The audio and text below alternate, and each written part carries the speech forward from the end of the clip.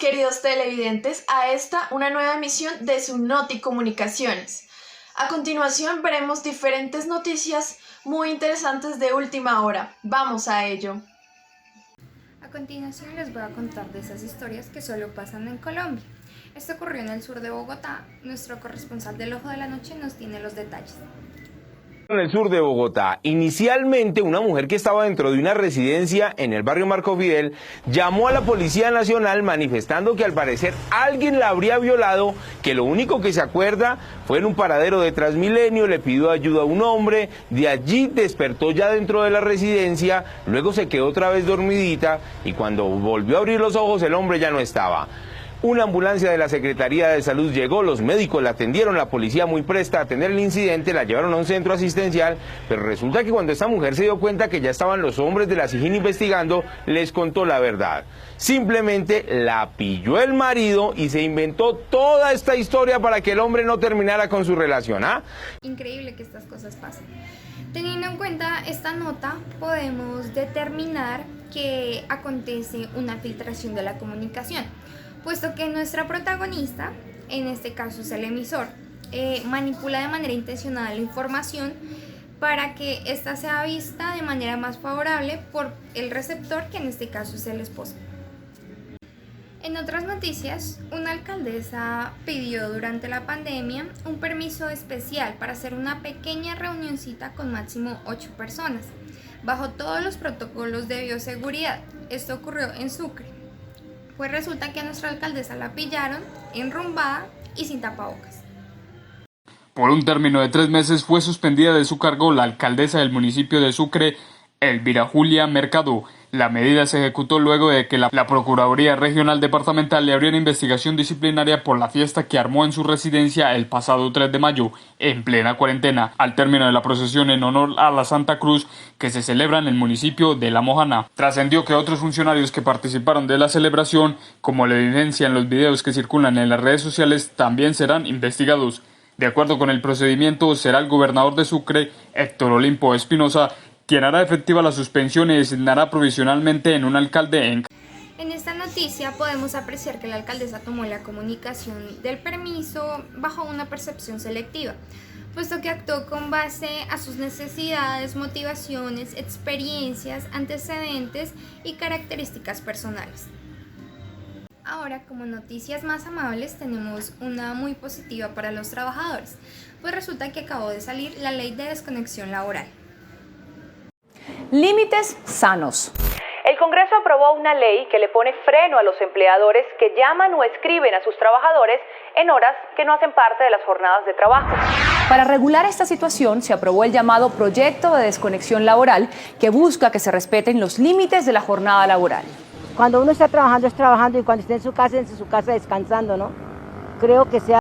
En el caso de esta noticia podemos determinar que no habrá una sobrecarga de información como barrera de la comunicación, puesto que los empleados podrán exigir que no se les vulnere sus derechos, ya que en algunos casos los jefes envían demasiada información a sus trabajadores en horas no laborales.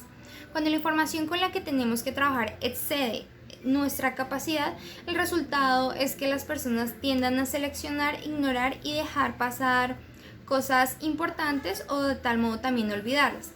De igual manera causando la pérdida de información y una comunicación menos eficaz. Hola, ¿qué tal? Muy buen día, estamos transmitiendo desde el estudio. Los saluda Daniela y comenzamos con la noticia que ha acaparado la atención estos últimos días.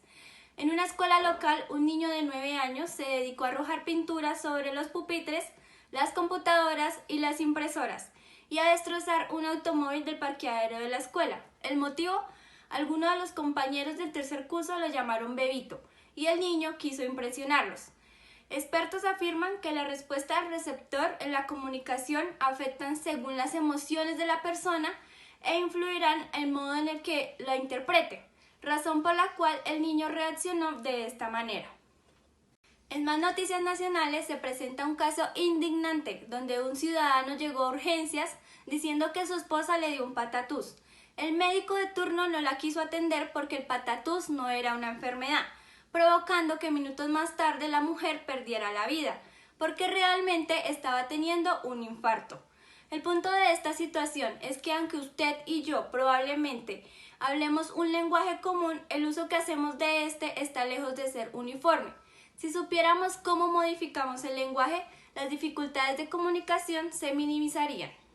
Continuando con las noticias, el día de ayer se realizaba el Seminario de Economía Nacional, uno de los eventos más importantes de Colombia, donde asistían empresarios nacionales e internacionales, pero lamentablemente fue aplazado el 2 de mayo debido a que Fernando Gómez, reconocido economista del país, al momento de iniciar con el seminario, sufrió un episodio de nerviosismo, tensión y ansiedad, razón por la cual se evidencia que la comunicación aprensiva es un problema serio debido a que afecta una categoría completa de técnicas de comunicación.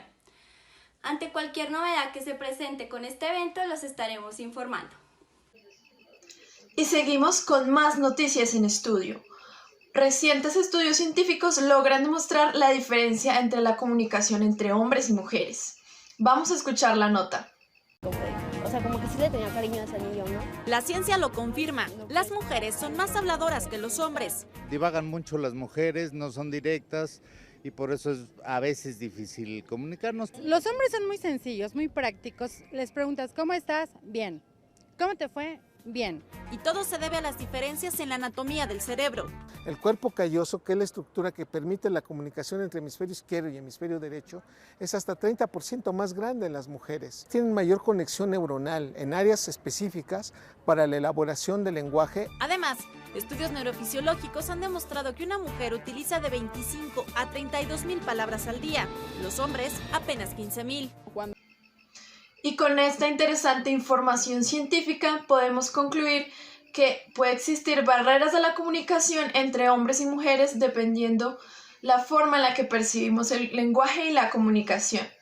Entre otras noticias, también podemos ver que existen fuertes polémicas debido al lenguaje inclusivo, el cual puede ser de difícil comprensión para algunos todavía. Veamos los videos más polémicos. Decises son muy pocas. Espantoso. Para que cada chico, para cada chica, cada chique, que no lo aprendo todavía. Es una especie de aberración dentro del lenguaje. Hay un montón de identidades que no se sienten representadas. A mí en el colegio me enseñaron a hablar en castellano, Natalia. Nosotros, como estudiantes agrupados. Es un parche que los militantes de las minorías sexuales tratan de imponerle al castellano. Nos hace repensar un poquito todo a todas y a todes, como decimos. Con esta noticia podemos analizar una de las barreras de la comunicación, la cual es lo políticamente correcto, que impide que se hable de forma clara y se pierde el mensaje o el sentido a través del cambio de palabras para que sean menos ofensivas social o políticamente.